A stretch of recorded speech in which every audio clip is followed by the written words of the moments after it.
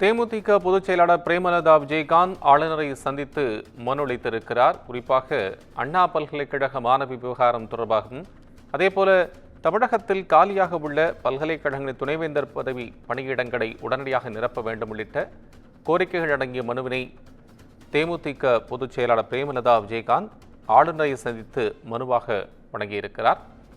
பாலியல் வன்கொடுமையால் பாதிக்கப்பட்ட மாணவிக்கு உரிய நீதி கிடைக்க வேண்டும் என்றும் தனது மனுவில் அவர் கூறியிருக்கிறார்.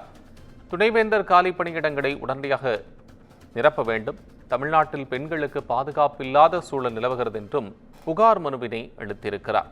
சிறுமிகள் முதல் முதியோர் வரை திமுக அரசு பதவியேற்றிருந்து அவர்களுக்கு பாதுகாப்பு இல்லை என்றும் மனுவில் புகாராக கூறியிருக்கிறார் பிரேமலதா.